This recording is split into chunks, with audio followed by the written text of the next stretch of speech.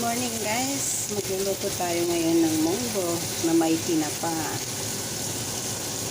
Masarap ang munggo ngayon guys kasi medyo makulimlim ang weather dito sa Hong Kong. Ayan, ilagay ko na ang kamatis.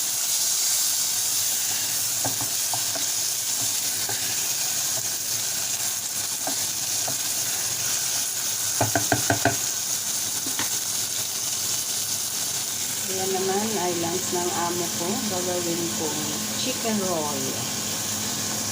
Dahil Indian ang amo, hindi nawawala ang turmeric powder sa lahat ng niluluto ko guys. Kasi ito ay healthy. Nilagay ko na yung munggo. Maya't maya lang, ilalagay ko na rin yung spinach na sahog niya. Wala kasi akong malunggay. Wala rin akong